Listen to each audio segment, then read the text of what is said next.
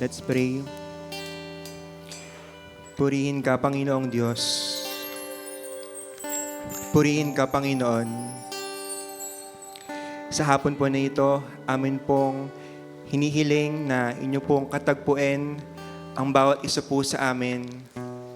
Maraming pong salamat for this new season. Salamat po sa panibagong panahon.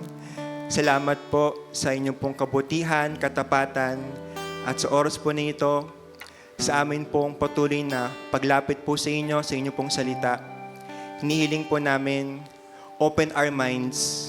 Buksan po ninyo ang aming isipan, encounter us, Lord, at hinihiling namin ang inyong pong kapahayagan na magdadala ng pagbabago ng buhay po ng bawat isa. Amin pong binibigay po sa inyo ang aming buong buhay. Aming binibigay po sa inyo ang aming buong puso. Sa inyo po lahat ng papuri. Sa inyo po lahat ng pagsamba. Ito aming prayer in the mighty name of Jesus Christ. Sige po yung pinakamalakas na palakpak. Come on! Praise God! Pinakamalakas na palakpak para po sa ating pong Diyos. Praise God! Purihin ang Diyos. Praise God! At bago po tayo maupo, bigyan po natin ng high five ating po mga kasama. High five po sa ating po mga kasama, sa kanan, sa kaliwa. And good afternoon. Welcome to Sons and Daughters Worship. At tayo po ay pwede na pong maupo.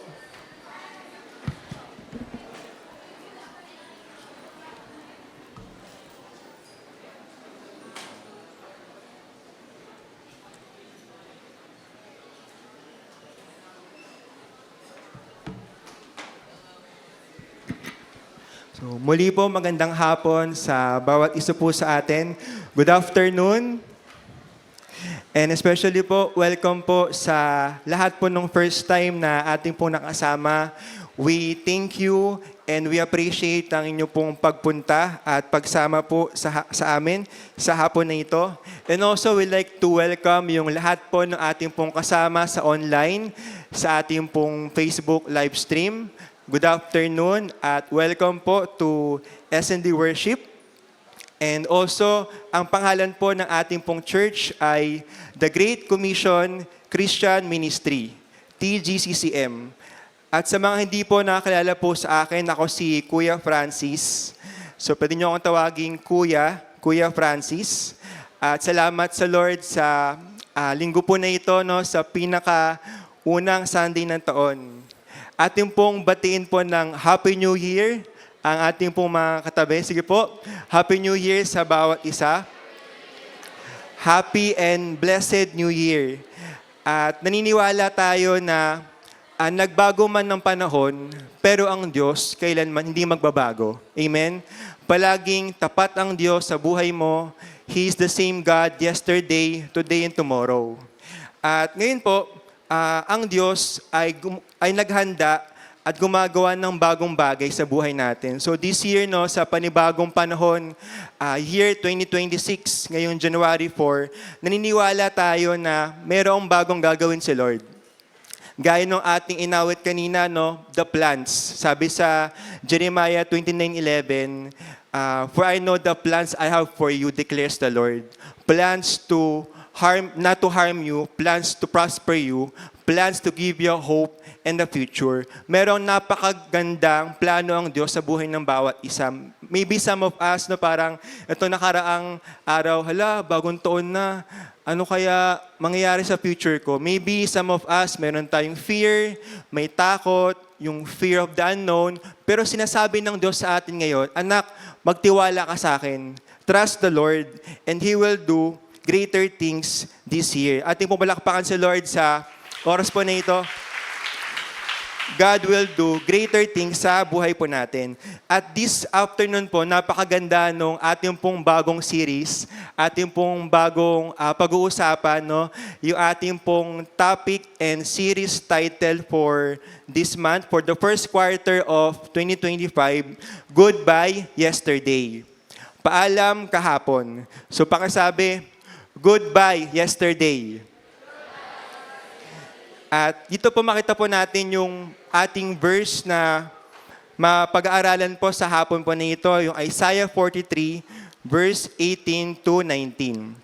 Isaiah 43, verse 18 to 19. Forget the former things, do not dwell on the past. See, I am doing a new thing. Now it springs up, do you not perceive it? I am making a way in the wilderness and streams in the wasteland. Sa Tagalog, ang sabi sa scripture, ilibing mo na sa limot at huwag nang alalahanin pa ang mga nangyari noong unang panahon. Masdan mo, ako ay gagawa ng isang bagong bagay, ito'y nagaganap na. Hindi mo ba nakikita? Gagawa ko ng isang daanan sa gitna ng disyerto at magkakaroon ng ilog sa lugar na ito. Goodbye yesterday. So tayo po ay madalas yung salitang goodbye ginagamit natin kapag meron tayong kaibigan o kaya kakilala, aalis na o kaya tayo naman yung aalis. O sige, paalam na, goodbye. At dito, goodbye yesterday, tayo ay magpaalam sa nakaraan. Tayo ay magpaalam sa nakaraan, sa kahapon. We should leave the past behind. Tapos na yung buong taon ng 2025, tapos na yung 12 months, no? Imagine mo yung January to December 2025, lahat yon tapos na. Tapos na yung panahon na yon. Lumipas na yung buong taon ng 2025. At tayo ngayon ay nasa panibagong taon, year 2026. This is God's new season to all of us. Ngayong araw, yung unang Sunday ng taon. At napakaganda no, na sa unang Sunday ng taon, we worship the Lord. We praise God. Ating simulan ng pinakaunang Sunday sa pag-worship kay Lord sa panahon na ito. And we say goodbye to yesterday, hello new season, hello new chapter, hello new beginning. Mayroong bagong simula para sa bawat isa sa atin. We all entered a new season. Tayo yung para bang pumasok tayo sa isang pintuan and we all entered a new chapter, a new beginning for our lives. No, purihin ng Diyos sa bagong panahon na ito, sa buhay po ng bawat isa.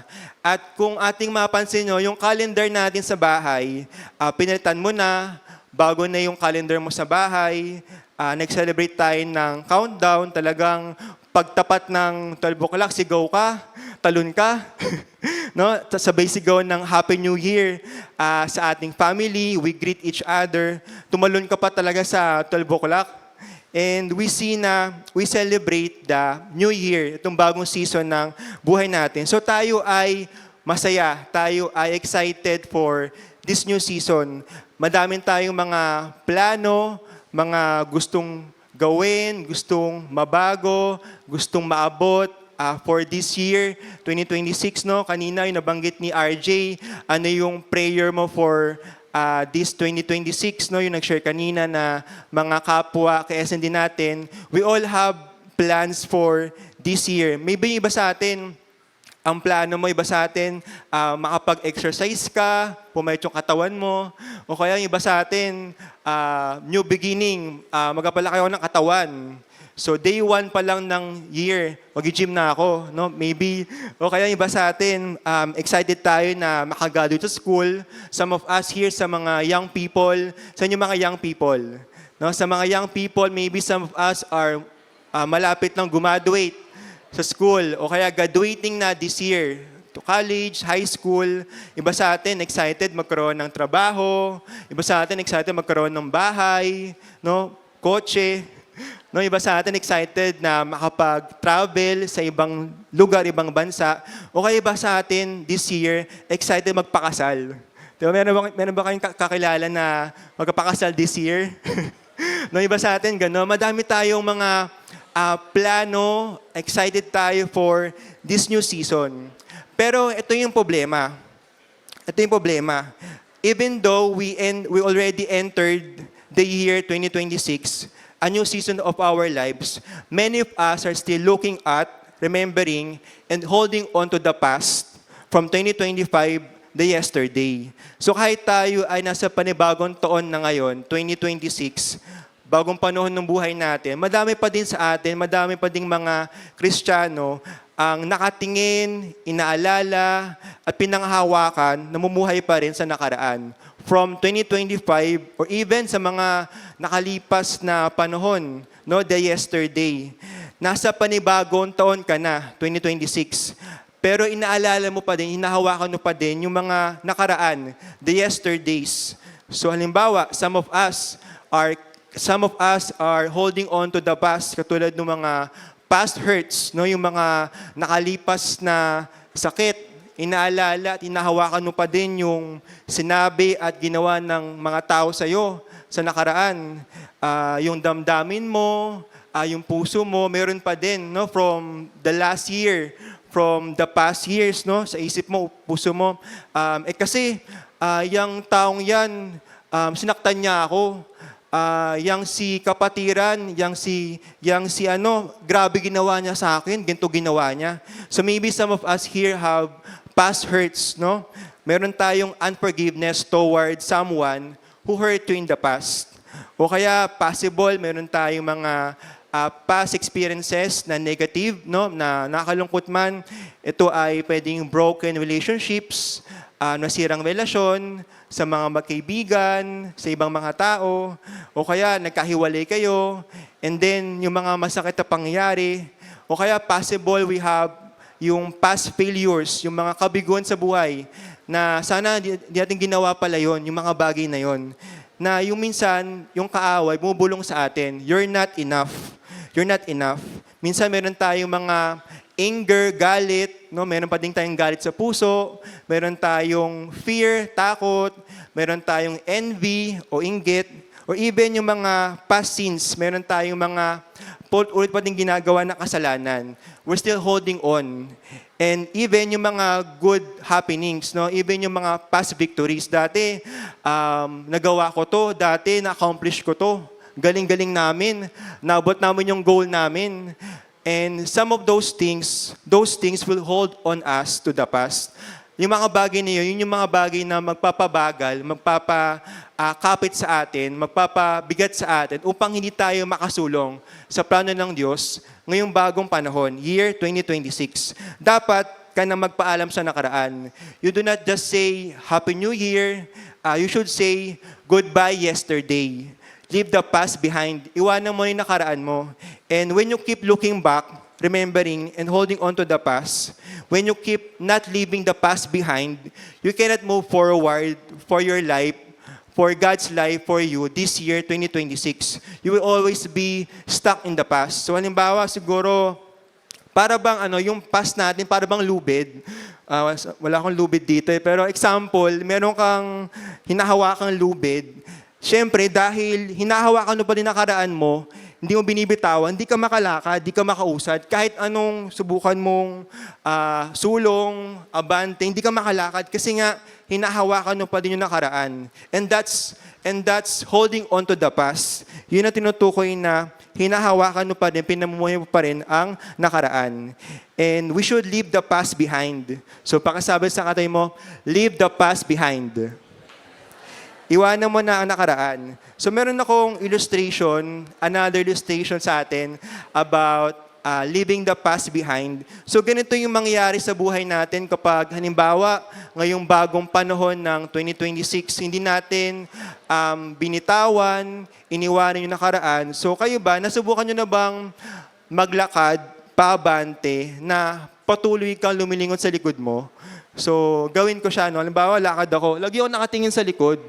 So, nasubukan nyo na ba yun? Have you ever tried walking forward while constantly looking at the back?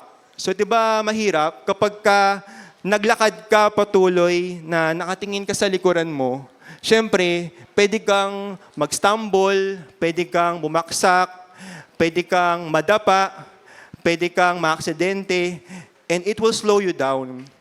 Talagang mahirapan kang lumakad. Mapansin mo, pabagal ka ng pabagal.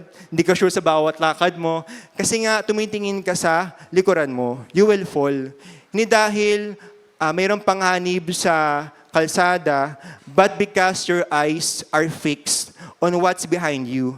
Your mind and heart are fixed to the past, the yesterday. You are still remembering and holding on to the past. Maraming Kristiyano ganun ang buhay. Madami sa atin, ganun pa din ngayon.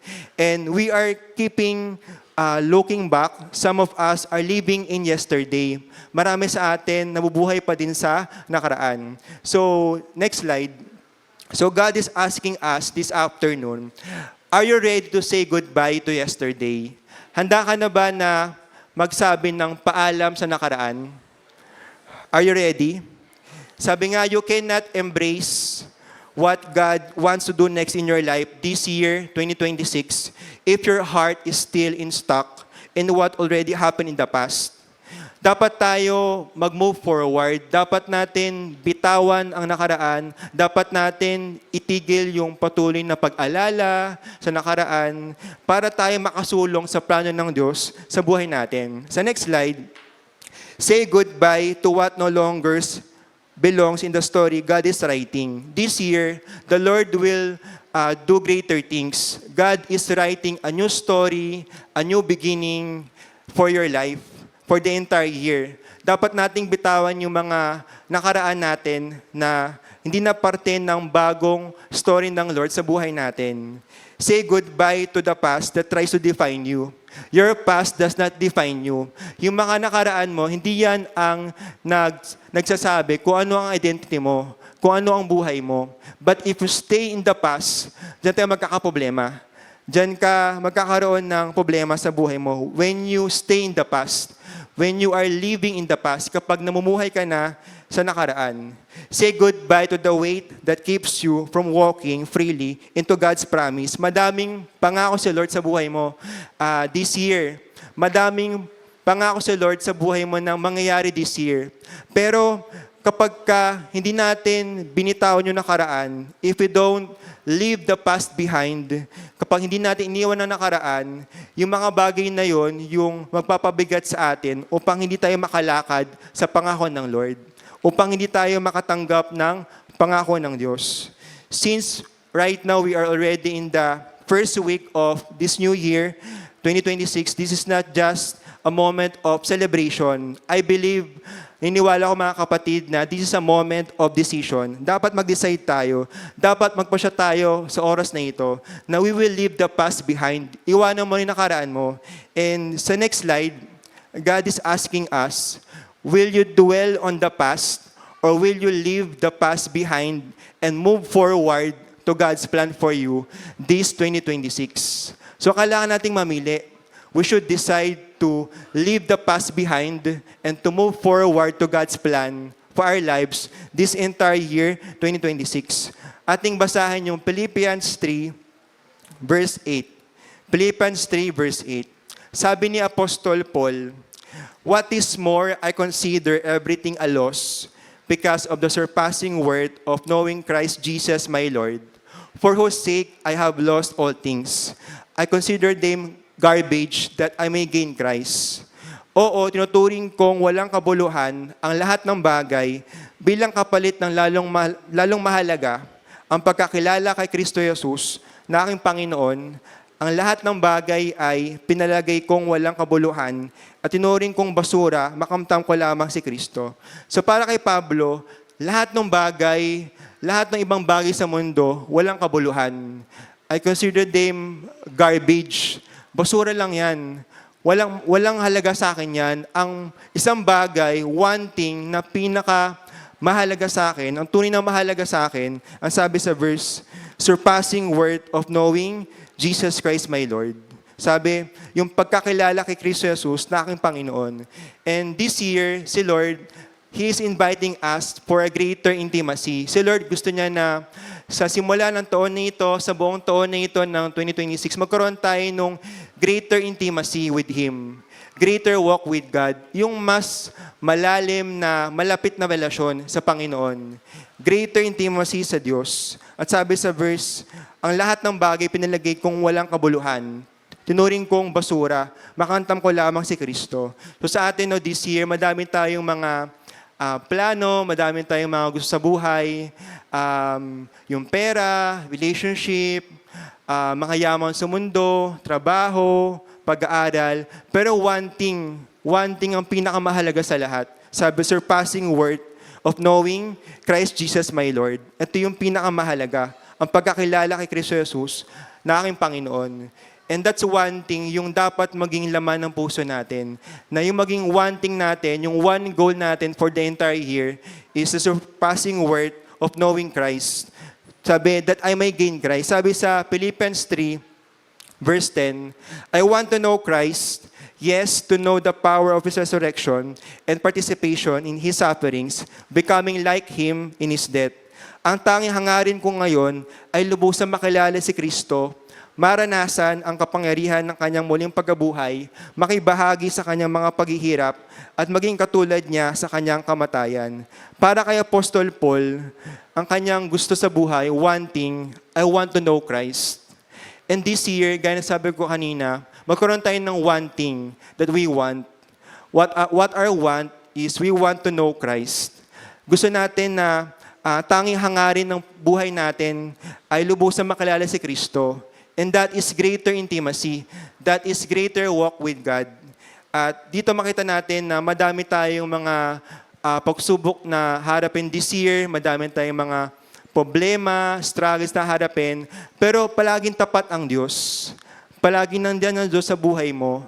And we should fix our eyes to Jesus. We should give our life, our time on wanting to know Christ. We want to know Christ. Gusto natin na lubusang makilala pa si Kristo sa buhay natin. Hindi tayo kontento na sa ating relasyon kay Lord for the past years, and we want to know Christ. So ikaw ba, do you want to know Christ? Na magkaroon tayo ng tanging hangarin ng buhay natin, lubusang makilala si Kristo. And for the past years, gaya nung ating inawit kanina, God is fighting for us. So Lord ay lumalaban para sa atin. Nung panahon na tayo nagkulang, nag-provide si Lord. Nung panahon na may sakit ka, pinagaling ka ni Lord. Nung panahon na merong possible accident sa'yo, ikaw ay protektahan ng Diyos. God is fighting for us. Palagi si Lord na lumalaban para sa atin. Sabi nga, be still and know that I am God. And God will fight for you. So Lord, yung lalaban para sa'yo. We need only to be still and know that He is God. And meron tayong 3 points about goodbye yesterday. 3 points. Point number one, in Christ, there is no condemnation. No? Kay Kristo, wala nang parusa sa ating mga kasalanan. No? Lahat tayo, meron tayong mga nakaraan. Every one of us has a past. No? Lahat tayo, meron kanyang-kanyang mga story ng buhay in the past. Maybe yung ating past, merong tungkol sa pain, merong sakit, merong regret, meron tayong kabiguan, failures, may mga tao nakapanakit sa'yo, meron kang mga bagay na sana hindi mo pala ginawa dati. Lahat tayo, meron tayong dating buhay. Lahat tayo dati namuhay sa kasalanan. Lahat tayo dati hiwalay sa Diyos. We are dead spiritually. But Jesus rescued us. Jesus died for all our sins. At muli siya nabuhay sa 3 araw. Nagtagumpay siya. At tayo mga sumampalataya tumanggap kay Jesus Christ bilang ating Panginoon at tagapagligtas, tayo ay na-born again. Tayo pinanganak muli. Tayo ay sinama niya sa kingdom of God, sa kaharian ng Diyos. We are born again. Tayo ay anak na ng Diyos ngayon. We are the sons and daughters of the Most High God. And in Christ, there is no condemnation. Sabi sa Romans 8 verse 1, sa New King James Version, there is therefore now no condemnation to those who are in Christ Jesus, who do not walk according to the flesh, but according to the Spirit. Kaya nga, wala nang kahatulang parusa sa mga taong nakipag-isa na kay Kristo Jesus. And that also includes your past. Kasama dun yung nakaraan mo. Kasama yung yesterday doon. Kasama yung past mo doon. There is now no condemnation. Wala nang kahatulang parusa. All of your past kasama doon. Wala nang kahatulang parusa. In Christ, you are not declared guilty because of your past. You are saved from it. In Christ, you are not condemned. Wala nang kahatulang parusa. You have grace, you have mercy, you have new life, and God is not holding your past against you, and you don't need either. Si Lord, hindi niya na hinahawakan yung past mo para sa'yo. Dapat tayo din. Huwag natin hawakan yung ating nakaraan. Sabi, in Christ, your sins has already been judged. In Christ, the penalty has already been paid. In Christ, you have been washed clean. And your sins have been blotted out like a thick cloud. Yung lahat ng ating kasalanan, pinatawad na ni Lord. Wala nang kahutulang parusa para sa'yo. Sabi sa Hebrews 8, verse 12, napakaganda nito. Sabi sa Hebrews 8, verse 12, God has forgiven our wickedness and remember our sins no more. Ulitin ko. God has forgiven our wickedness and remember our sins no more. No, imagine mo, isipin mo, yung creator ng universe, yung lumikha ng lahat ng bagay sa mundo na ito, the whole universe, the galaxy, the creator, si Lord, pinili niya na kalimutan kung ano yung pinatawad niya sa'yo. Lahat ng kasalanan, lahat ng mga sins, mistakes mo in the past, in yesterdays, in the past years, pinatawad na ni Lord. At kanyang kinakalimot ito. Sabi nga sa Book of Corinthians, love does not keep records of wrong. Nung si Lord, pinatawad niya tayo, kanyang kinalimutan yung lahat ng mga bagay na yun. No? Sometimes, the devil whispers to you na saying you're not worthy.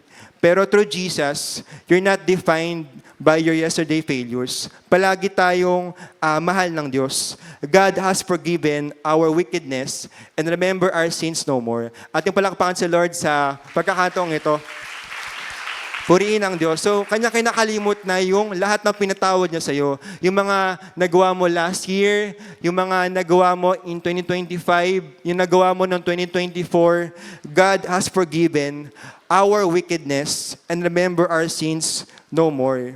And through Jesus, you're not defined by yesterday's failures. You are a new creation. Sabi sa 2 Corinthians 5:17, therefore, if anyone is in Christ, the new creation has come, the old has gone, the new is here. Kaya kung nakipag-isa ka na kay Kristo, ang isang tao, isa na siyang bagong nilalang. Wala na dati niyang pagkatao, sa halip, ito napalitan na ng bago. You are a new creation. This is your new identity. As we start the year, no, sa simula ng taon, maganda no, to remind us, mga kapatid, na this is our identity. You are a new creation. At ang Lord, kinalimutan na lahat ng kasalanan mo na pinatawad niya sa'yo. Mahal ka ng Diyos. You don't have to carry the weight from the past into your present and to your future. You are free now. Malaya ka na sa Diyos. Who the Son sets free is free indeed. Point number two, leave the past behind for a new beginning. Iwanan natin ang nakaraan para sa bagong simula. Sabi sa Isaiah 43 verse 18 to 19, forget the former things, do not dwell on the past. See, I am doing a new thing. Now it springs up, do you not perceive it? I'm making a way in the wilderness and streams in the wasteland.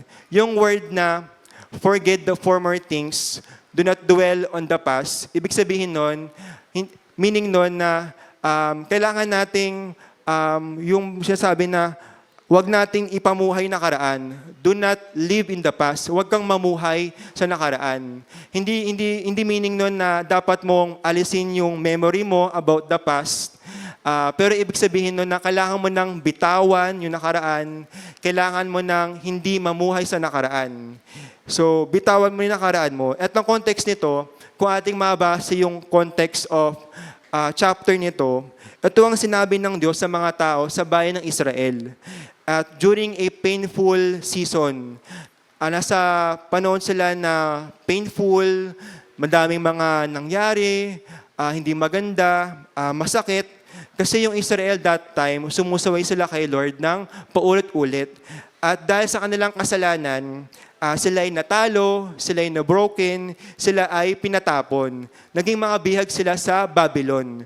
Yun yung kanilang situation. Imagine mo, para bang hopeless, para bang despair na sila sa time na ito. At yung kanilang feeling nila, nahiya sila sa past nila, takot sila sa future nila. Ano bang mangyayari sa atin? Bihag tayo ngayon. Tapos, kawalan ng pag-asa sa kanilang kasalukuyang sitwasyon. Ganun yung mga feeling nila, yung mga Israelites. At kanilang naalala ang nakaraan, yung kanilang mga kabiguan, past mistakes, kasalanan, even yung mga good things, yung mga himala ng Diyos. They remember yung ginawa ng Lord sa Red Sea, yung Red Sea parted into two. Nahati yung dagat sa dalawa. Tapos sila ay sumulong, tumawid sa kabilang part nun. No? God parted the Red Sea into two. And dito, makita natin that the Lord is speaking through Prophet Isaiah and saying, yes, I did great things before, but I am not finished with you. Si Lord, hindi pa siya tapos. Meron siyang patuloy na bago at mas mahusin na gagawin. At ganoon din sa buhay ng bawat isa sa atin, mga kapatid. God is not finished with you yet. No, hindi pa tapos si Lord sa buhay mo. Kaya pakisabi sa katabi mo, God is not finished with you. God is not finished with you. Hindi pa tapos ang Diyos sa buhay mo. Marahil iniisip mo na wala nang bagong mangyayari, pero meron. God has in store a lot of things for you this year. New and greater things. No, purihin ang Diyos. The Lord has prepared a lot of things for us. Sige po, ating mo palakpakan si Lord sa buhay natin. No? At alam niyo, I want to testify sandali na actually, I think 2 weeks ago lang siya, bago lang to nangyari. So, nitong December, siyempre Christmas, meron kaming mga family gathering. Alam niyo, for many years, for many long time of prayer, fasting, pagtiwala sa Panginoon, pag-asa kay Lord, nakapag-share ako ng gospel sa buong kamag-anak ko. No? Sige po, ating mo palakpakan si Lord. December 22, Monday siya. Nag-leave ako sa work, tapos nag-meet kami doon sa isang apartment sa bahay ng tita ko. Doon kami lahat, mga kamag-anak namin sa mother side. At tas ako yung nag-organize ng games. Host ako dyan. Love, Joy, Hope. Yung mga laro namin. No? Tapos nung dulo, nung picture na, hindi ko na pinalampas yung pagkakataon. After namin mag-group picture, nagsalita ako sa kanila. Sabi ko, mag-share ako sa inyo ng gospel. Kasi Christmas ngayon. And Christmas is about Jesus Christ. This season is all about Jesus Christ. Alam nyo, for the very first time, nakapag-share ako dun sa mga tita ko ng gospel. Nakapag-share ako sa kuya ko. Andun yung kuya ko. First time niyang marinig yung gospel from me. And then, andun din yung mga kapatid ko, andun yung mga pinsan ko. Yung, dati, ganito lang sila ngayon, laki na nila. Yung mga pinsan ko, andun sila. At even yung mga pamangkin ko na bata pa, andun sila. At alam nyo, tumanggap sila kay Lord. They accepted Jesus Christ as their Lord and Savior. And I believe that's only a sample. Yung palang ay halimbawa ni Lord for greater things. No? Wala pa yun sa gagawin niya this year sa buhay ko. And I believe na sa buhay ng bawat isa, God will do greater, amazing things for your life. Amen? No? Madaming gagawin si Lord na bago sa buhay mo. And sabi sa verse, forget the former things. Ilibing mo na sa limot ang mga nangyari noong unang panahon. Pero bakit ba mahalaga na ating iwanan ang nakaraan? Bakit ba mahalaga na dapat nating bitawan ang nakaraan? Kasi for this new season, for this new entire year, 2026, from January to December, sa bagong panahon na ito, sobrang halaga na simula ngayon, ating iwanan ang nakaraan. We should leave the past behind. Kasi hindi tayo makakasulong, hindi tayo makakaabante sa plano ng Panginoon sa buhay natin. Hindi tayo, sabi nga yung past, it will weigh us down. Yung bang magpapabigat sa'yo, no? Yung past mo will hold you down. Your past will hold you. Yung bang hindi ka makalakad, stuck ka sa past mo. Tapos, madami pang danger when you don't leave the past behind. So mahirap na patuloy lumakad kay Lord this year, this entire new season, 2026, buong taon na ito, if you don't leave the past behind. Hindi ka makakasulong, hindi ka makakapagtakbo ng mabilis. run the race with perseverance. We cannot do that. And sabi sa verse, kaya sabi, do not dwell on the past, forget the former things. Sabi diyan, yung mga bagay na nangyari dati, yung past failures mo, yung sins mo, your past victories, and even miracles, no? Don't let what God before limit your expectation of what He can do now. Your past can also negatively influence and control you sa buhay mo. Stop allowing your past to define your identity. Stop allowing your past to control your faith. No, yung pain mo, yung mga sakit from the past, it might control your faith. Stop limiting God by only remembering what He did before. Huwag tayong magpapayag na yung past will hold us down. Your past mistakes, your broken relationships, your regrets, even your past victories should not control what God wants to do now. Sabi sa verse, do not dwell on the past. Pakisabi sa katabi mo, do not dwell on the past. Huwag nang alalahanin pa ang nakaraan. Stop clinging to your past events, failures, sins, past victories. The focus should be on what God is doing now and in the future. Dapat yung focus mo, yung mata mo, yung pagtingin mo on what God is doing now and in the future. On the road ahead. Dapat ganun yung tingin natin. Huwag tayong yung bang naglalakad ka, nakatingin ka sa likod mo. Mahirap yun. Pwede kang madapa, matalisod, at makaksidente. And don't focus on the past. Focus on what God wants to do next. No? Sa buhay natin. Yung word na to dwell, ibig sabihin, to live mentally and emotionally in yesterday. No? The past can become a prison. Pwede kang makulong dyan kapag hindi natin binitawan ito. When you are stuck in guilt, you cannot move forward. When you're stuck in nostalgia, you miss what God is doing now. Do not focus anymore on your past mistakes, regrets, or shame. And dito makita natin na sa next slide, meron akong illustration. So, sa next slide, ito, sa picture, makita nyo, ano meron dyan? So, meron dyan sa picture, windshield and rear view mirror. So, sa mga nagda-drive, no, sa mga may kotse dyan. No? So, picture na to, isang picture ng windshield.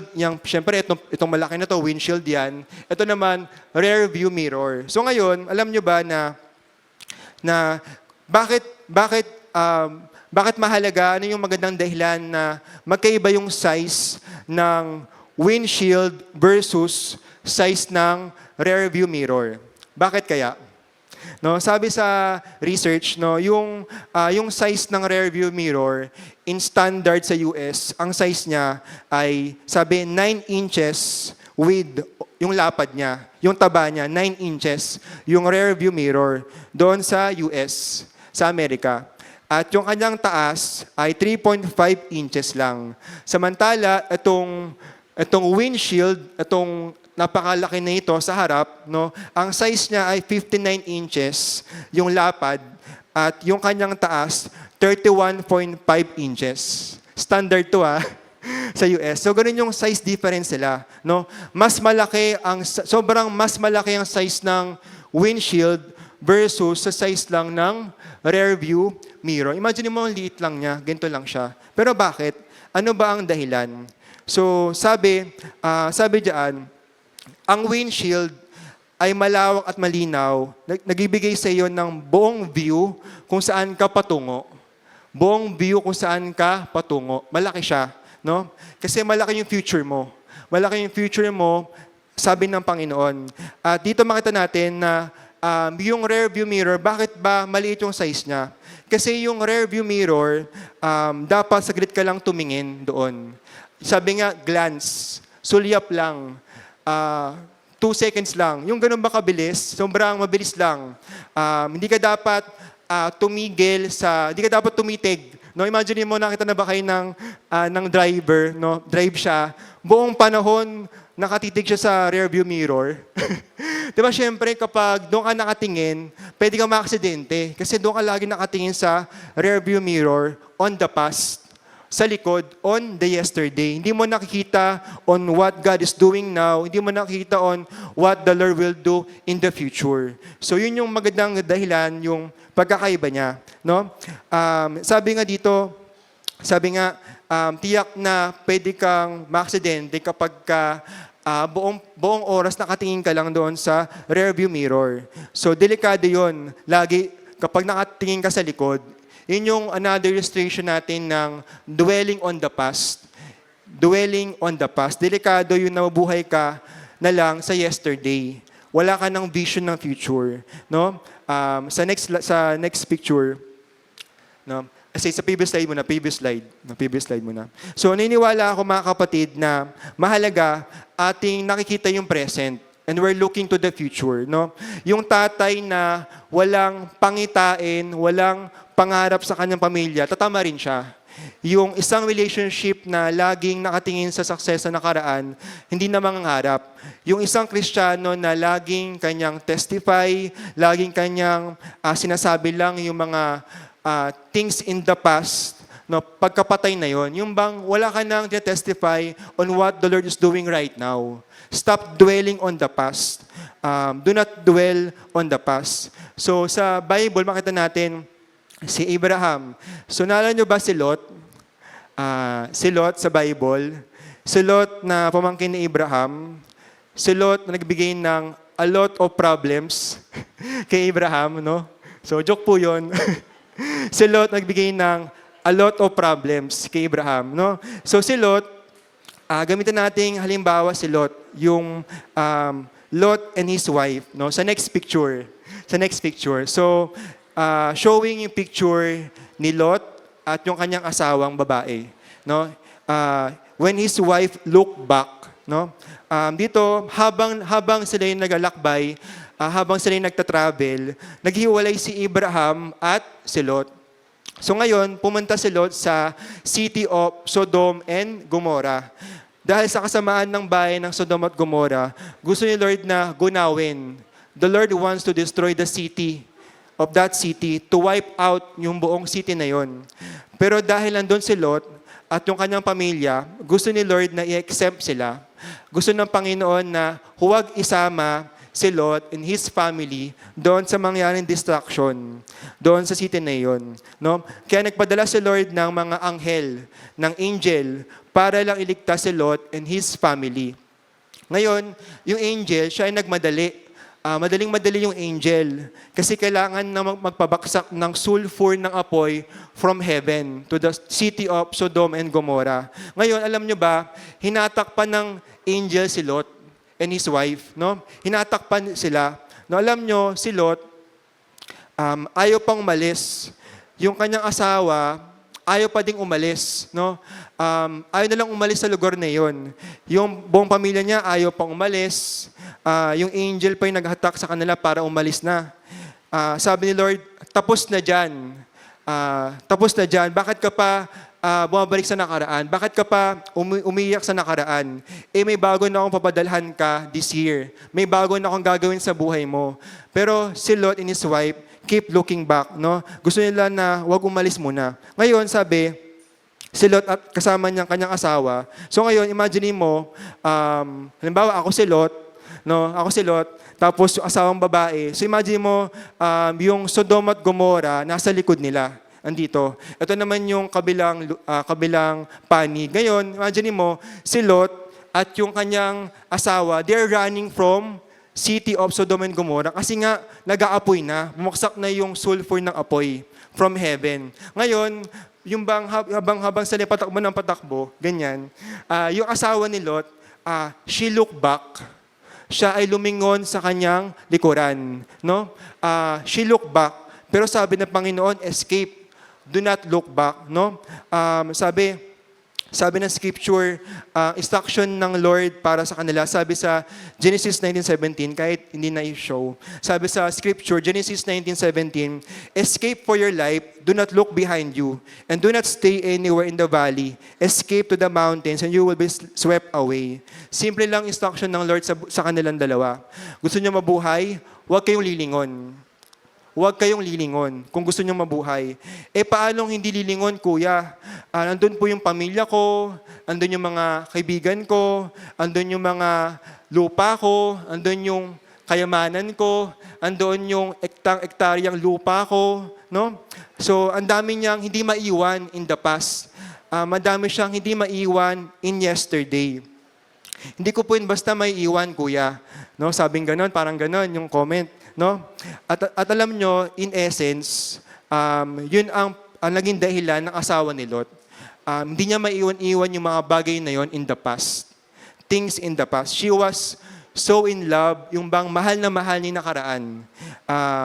And she so valued yung properties niya, yung kanyang nakasanayan, no? That she's not willing to let go of the past. So meron ba kayong kilalang ganon na masyadong in love sa nakaraan?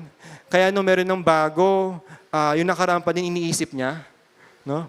Sa buhay to sa buhay. Hindi to tao. No? May ibang tao, sobrang in love sa nakaraan. They're so in love to the past. Hindi makamove on. May bago na dyan sa harap mo, tapos hindi siya move forward sa past niya, si past pa din, iniisip niya. No? Sa buhay, no? Sa buhay to. No? Sabi sa scripture, sa Genesis 19:26, Lot ran, his daughters close behind, but his wife from behind him looked back and she became a pillar of salt. No? Ano ang instruction ng Lord? Escape, don't look back. Pero ang asawa ni Lot, nakatingin pa din. No? Nakatingin pa din siya. No, ang sabi sa scripture, dahil siya ay lumungin doon sa likod, no, to the past, sa kanyang pinanggalingan, naging haliging asin siya. Naging haliging asin ang asawa ni Lot. She became a pillar of salt. No?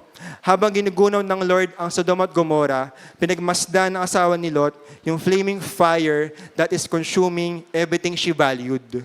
Lahat ng bagay na mahalaga para sa kanya, lahat ng mga pinapahalagahan niya, ayaw niyang iwanan.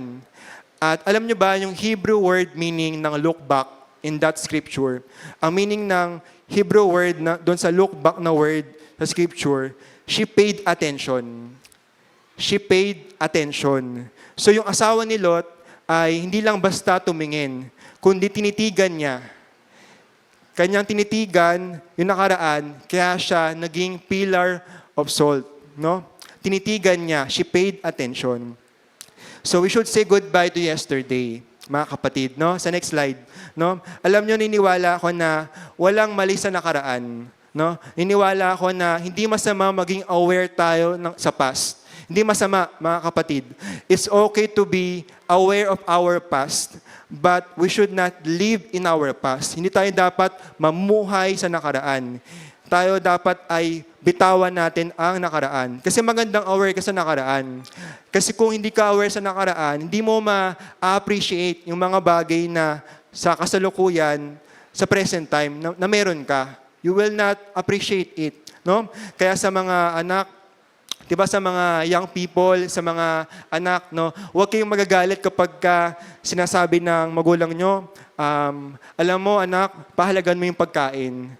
Kasi kung maalala mo dati, nung unang panahon, nung wala ka pa, alam mo yung ulam namin, toyo lang, ulam namin, toyo, asin, sapat na yon. Pahalaga mo yung pagkain. Tapos yung anak naman, sabihin niya, what's wrong with you, Dad? No, English speaking pa. No? Hindi ma-appreciate ng mga bata ngayon yung nakaraan kasi hindi nila naranasan. They're not aware of the past. They're not experienced the past. No? What's wrong with you, Dad? English speaking pa. Yung mga bata, no? Hindi nila ma-appreciate yung nakaraan. Kung hindi ka aware sa nakaraan, you will not be grateful for what God already did in your life. Amen? Now, awareness of the past is not wrong. Hindi masama, mga kapatid. Yung pamumuhay sa nakaraan ang masama. Hindi tayo dapat mamuhay sa ating nakaraan. Kapag ikaw ay namuhay sa nakaraan, kapag ikaw ay nag-dwell in the past, you are making mistakes. No? Alam ko na we have failed for many times, no? But you don't have to dwell in it. Hindi mo kailangang mamuhay doon.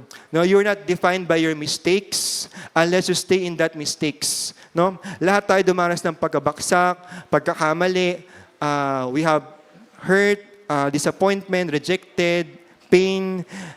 Kasi yung past experience natin sa buhay, pwede magkaroon ng positive or negative influence sa buhay mo. But God wants us to be healed and whole.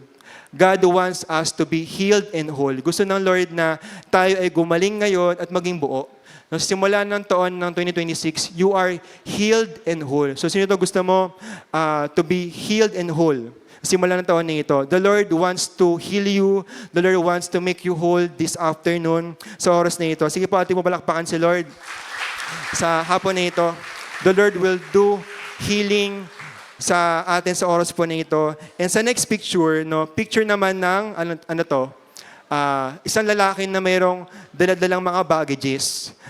So imagine mo, ganito yung buhay mo ngayon. Ayan ka, ngiti-ngiti ka, no, talon-talon ka. Pero ang totoo niyan, you have a lot of baggages. Ang dami mong, para kang ang dami mong mga daladala. Parang ganyan yung buhay mo. And yung mga bagay na yan, mga baggages na yan, that's your past.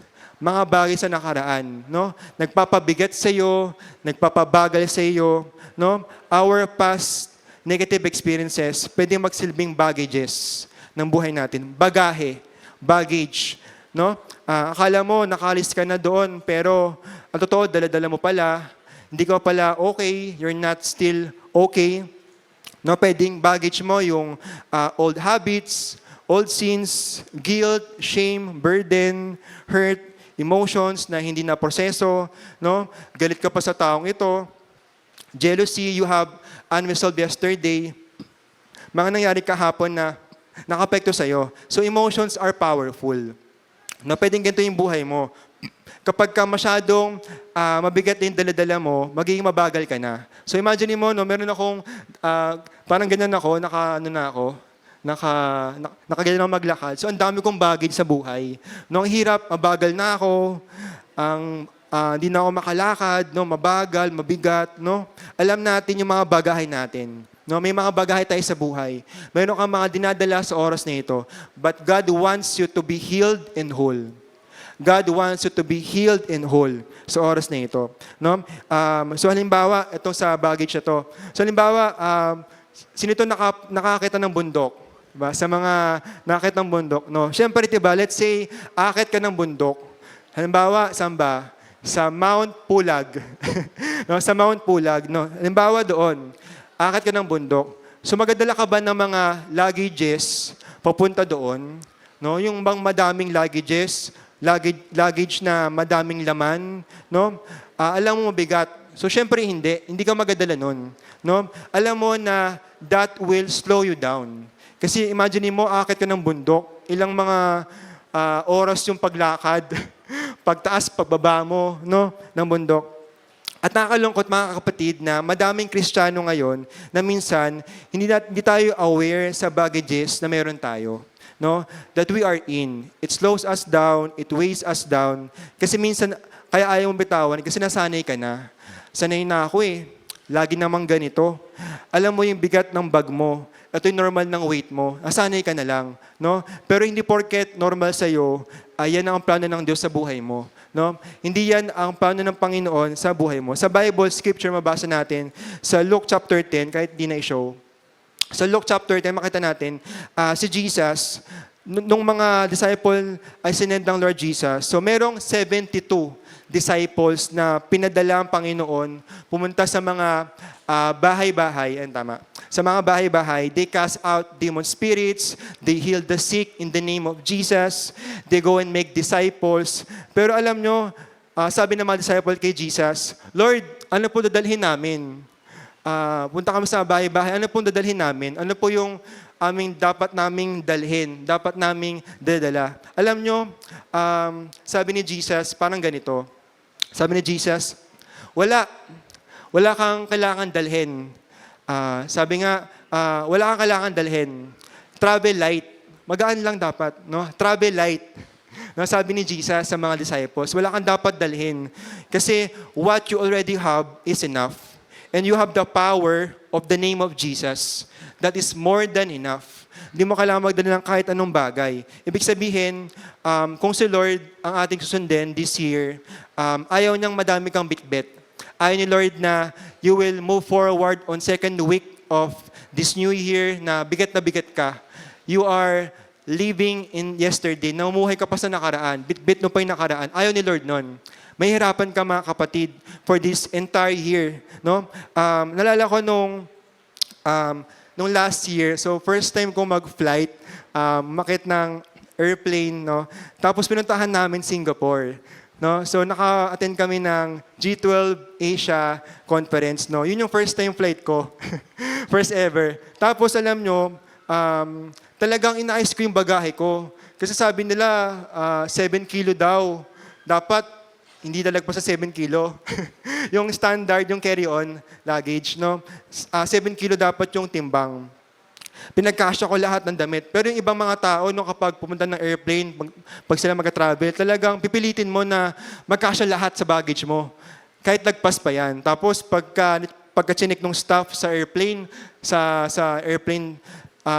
airport, no, pagka-chinik ng staff, no, Sir, 9 kilo po. Sabi ko, ay, 9 kilo pala. Hindi ko pa alam. Nakunwari ka pa. No, talagang pinilit mo na isiksik yung mga lahat ng gamit mo. So dito makita natin na hindi mo kailangang magdala ng madaming bitbit. No? The Lord wants you to be free from everything that weighs you down and slows you down for this new season, for this new year, 2026. Dapat bitawan mo na yung mga bagahe mo. Dapat bitawan mo na yung nakaraan mo. No? Tapos makita natin, this year, the Lord will do a lot of things, no? Merong plano ang Panginoon sa buhay ng bawat isa, no? Meron tayong kailangang gawin, no? Meron tayong kailangang i-resolve na yesterdays, mga ating pinagdaanan sa nakaraan, yung mga akala mo okay ka na ngayon, pero dala-dala mo pa din yung mga sakit from the past, no? Akala mo porket nagpalit ka ng kulay ng buhok, okay ka na, tapos na yung issue. Akala mo, porket nagbago ka ng kumpanya, bago na yung company ko, dito na ako nag-work, sa MOA na, sa Pasay na, okay ka na, wala nang issue, conflict sa tao, okay na kayo. Hindi, no? Akala mo, porket nagbago ka ng environment, dati taga dito ka, pero sa iba ka na ngayon, nag-change ka ng place, no? Hindi porket nagbago ka ng lugar, you are okay already in your heart, no? To your past, no? Dahil hindi porket nagbago ka na ng boyfriend or girlfriend ay okay na yung pain mo. No? Hindi porket nagbago ka na ng boyfriend or girlfriend. At ang solusyon ay ang Diyos. The solution is the Lord.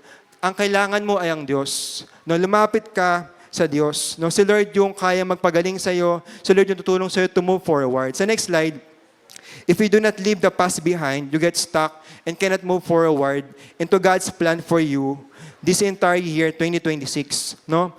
We should let go of the past, our sins, our mistakes, our hurts, and our even past successes, no? We should move forward in God's plan, no? God is already doing something new. But He can take us to the next season of our lives if we're still holding on to the past. Kung patuloy tayong mumuhay sa nakaraan, no? If we look back to the past, kung nakatingin tayo doon sa likod, katulad ng asawa ni Lot kanina, she look behind, no? Kapag tayo nakatingin sa likod sa ating nakaraan, we can walk properly. Hindi tayo makakalakad ng maayos. We cannot see the direction God is pointing us. Hindi natin makikita yung direction tinuturo ng Diyos sa atin right now. And our faith and obedience are hindered, napipigilan. No, yung pananampalataya mo at pagsunod mo kay Lord, may pigilan yan. If we look back to the past. Pero kapag pinili natin na to let go of the past, to stop living in the past, tumigil tayo sa pumuhay sa nakaraan, we're becoming ready for God's new direction. The Lord's calling to us is clearer this year. Mas magiging malinaw yung pinapagawa ng Lord, yung kanyang pagtawag sa buhay mo this year. Our obedience to God becomes more intentional. maging intentional tayo doon, no? Let go of the past, no? Meron akong isang illustration, no? Tuwagin ko si MR. So halimbawa tong bag na ito. So imagine mo, ang bigat nito. So imagine mo yung kilo ko, let's say yung kilo ko nasa 65 something kilo ako. So kapag you don't let go of the past, kapag patuloy kang namuhay sa nakaraan, para bang ganito yung buhay mo? Patuloy kang nakakapit sa nakaraan, patuloy kang stuck, hindi ka makalakad. Kasi yung past mo will control you. Your past will hold you. And then, hirap na hirap ka. Imagine mo yung picture kanina, yung lalaki na halos nakagano na lang siya. No? Nung dami niyang bitbit, dami niyang bagahe, may mga unresolved yesterday siya, may mga pain, unforgiveness, sins, madami pang iba. Imagine mo parang ganun yung buhay mo. Yesterday symbolize itong bag na ito. No? Bagahe siya, hirap na hirap ka, hindi ka makalakad. Susubukan mo, hindi talaga. Para bang tali na susubukan mong umalis, dahil nakatali ka sa past mo, hindi ka makamove forward. So you have to let go of the past. Pansin nyo, sige, thank you, MR. Pansin mo, kapag binitawan ko yung past, yung kamay ko magiging bakante. At alam nyo, when we let go of the past, yung kamay natin magiging bakante, we can hold on to something new this year. We can receive God's new and greater things. Yung mga bagay na ginagawa ng Diyos ngayon, this year, pwede mo nang hawakan. Kanina, hindi ko mahawakan yung phone ko. Hindi ko mahawakan yung God's new and greater things for my life this year. Kasi hawak ko pa yung nakaraan, hawak ko pa yung bagahe ng buhay ko. Parang ganon. But now, I let go of the past. My hands are free. I can hold on to God's new and greater things ng buhay ko. Sige po, ating mo palakpakan si Lord sa mas malakas sa palakpak para kay Lord. No? Purihin ng Diyos. No? It's hard to step if you have the stop. Ang hirap lumakad mga kapatid, kahit ako. Minsan, dami kong dala. minsan isang bag, tapos meron pa akong tote bag. Minsan, dami ko talagang dala eh. No, yung charger ng laptop, mga parang Boy Scout ako eh. Lahat na dala-dala ko.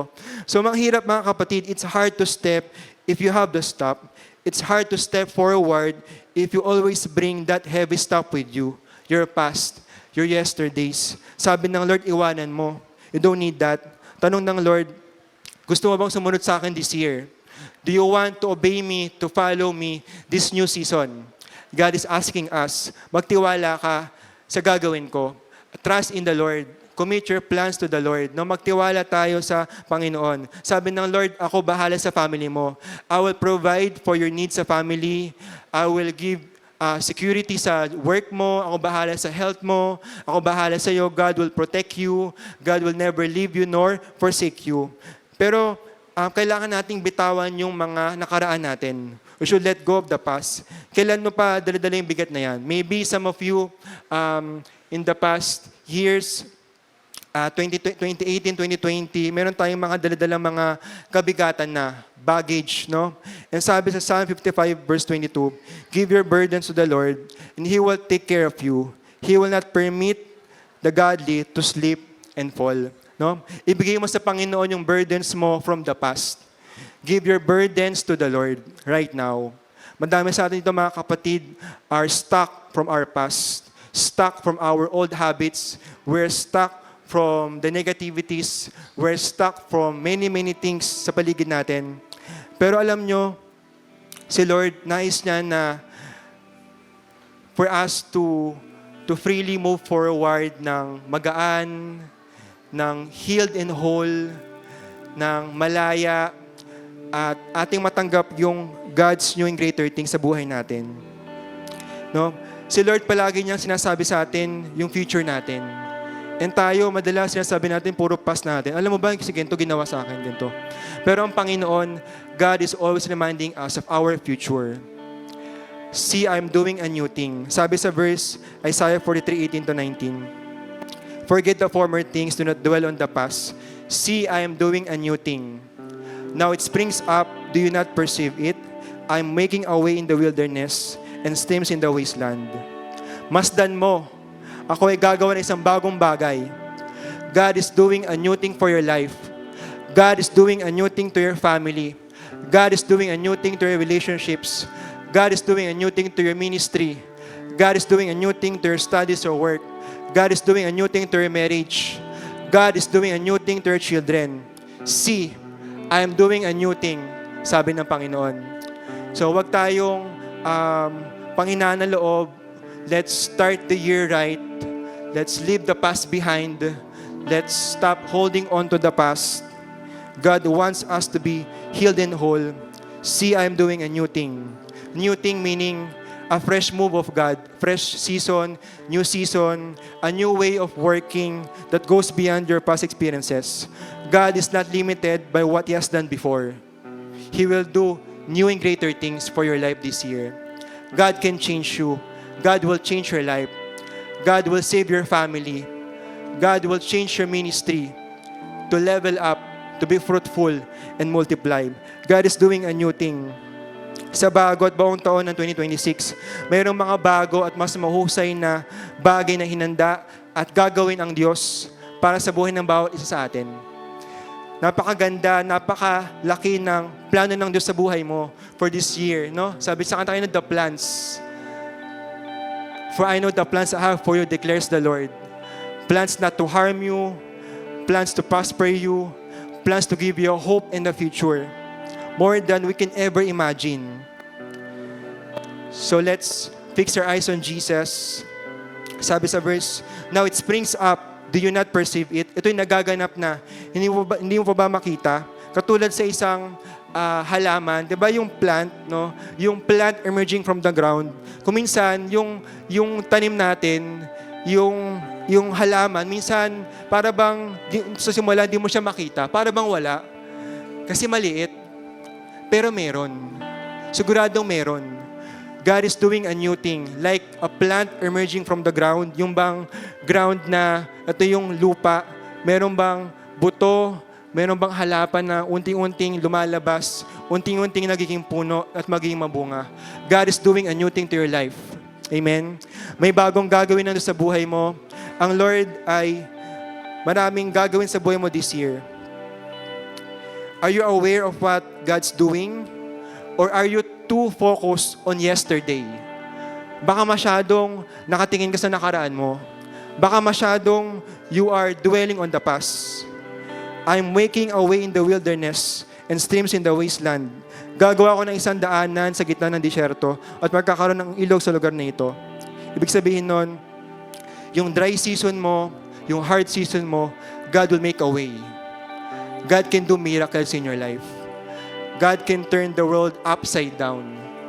God can change your situation. Yung pamilya mo, tingin mo, walang nangyari sa pamilya mo.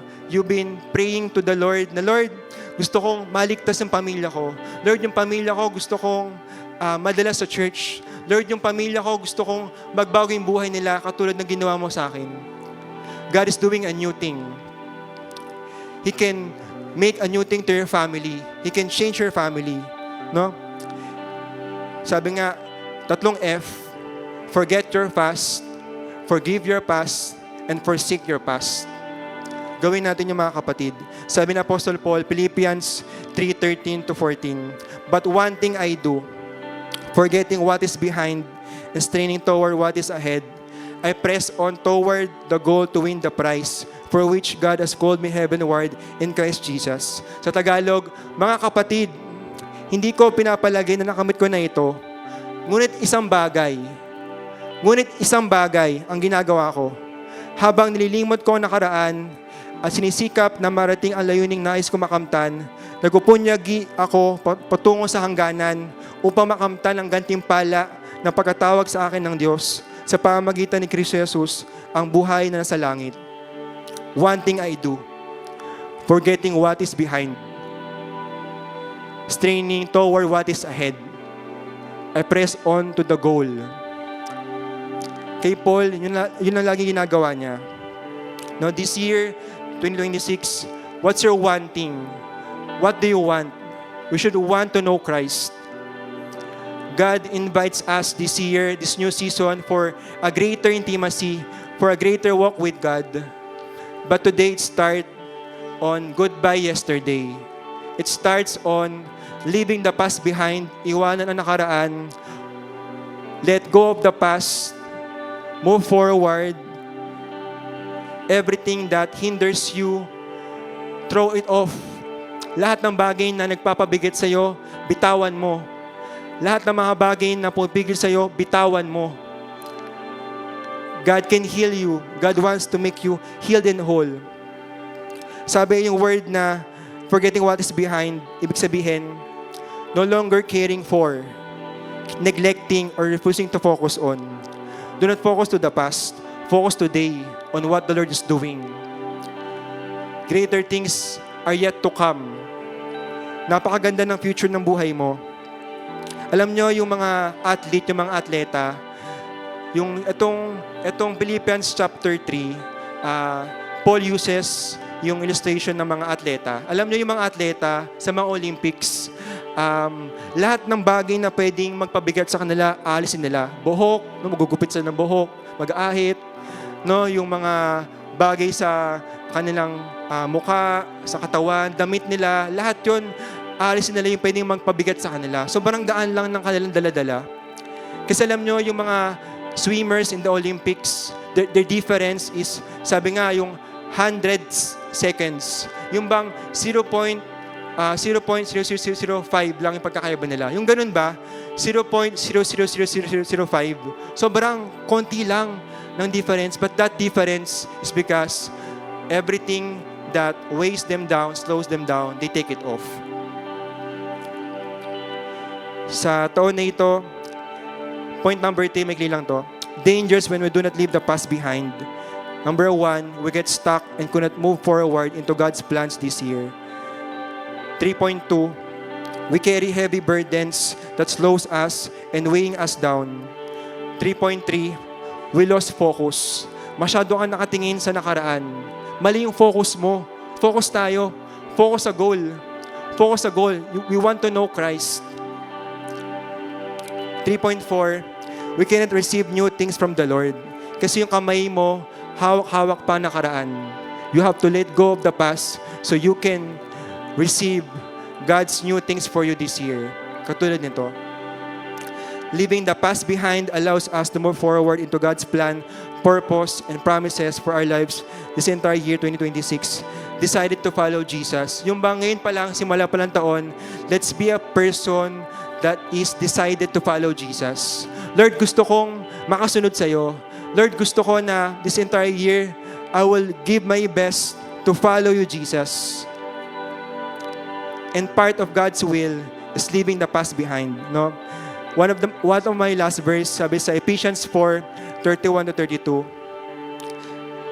sabi, get rid of all bitterness. Get rid of all rage, all anger, brawling and slander, along with every form of malice.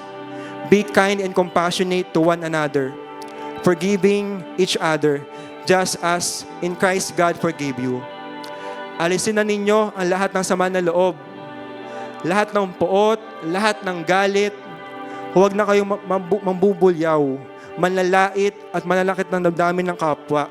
Sa halip, maging mabait kayo at maawain. Magpatawad kayo sa isa't isa tulad ng pagkapatawad sa inyo ng Diyos dahil kay Kristo. Let's get rid atin ng let go of the past. God wants you to be healed and whole. Sabi sa Hebrews 12:1-2, therefore, since we are surrounded by such a great cloud of witnesses, let us throw off everything that hinders and the sin that so easily entangles. And let us run with perseverance the race marked out for us, fixing our eyes on Jesus. Fixing our eyes on Jesus. Fixing our eyes on Jesus. Not in the past, not in yesterday, but fixing our eyes on Jesus, the pioneer and perfecter of faith. For the joy set before him, he endured the cross. Scorning its shame, he sat down at the right hand of the throne of God. As we start this year, let's keep our eyes focused on Jesus, the author and finisher of the faith, so that we will be able to run the race that He has set before us. to my last verse, Psalm 37 verse 5. Commit your future to the Lord, trust in Him, and He will act on your behalf. I invite everyone to close our eyes. Let's close our eyes, let's bow down our heads. Commit your future to the Lord, trust in Him, and He will act on your behalf. Say goodbye to yesterday. Come to Jesus. Run to Jesus. Scripture says, come to me, all you who are weary and burdened, and I will give you rest. I pray, Lord, sa buhay ng bawat isa, as we start the year 2026, we do not dwell on the past. Amin po na binibitawan aming nakaraan, amin pong iniiwanan aming nakaraan. We say goodbye to yesterdays. Lahat ng bagay na nagpapabigat, nagpapabagal po sa amin, we throw off. We surrender to you, Jesus. And I pray sa buhay ng bawat isa. I pray for healing right now to every person here. Kagalingan sa iyong damdamin. God is making you healed, making you whole right now. And I pray that you will not stuck in the past anymore. You will move forward to God's plan for you this year. And one thing you want to know Christ. Greater intimacy, greater walk with God. I pray, Lord, pagpalain po ninyo buhay ng bawat isa. We come to you, give us rest. Pagpalain niyo po yung buhay ng bawat isa. Ito aming prayer in the mighty name of Jesus. Sige po, ating po palakpakan si Lord.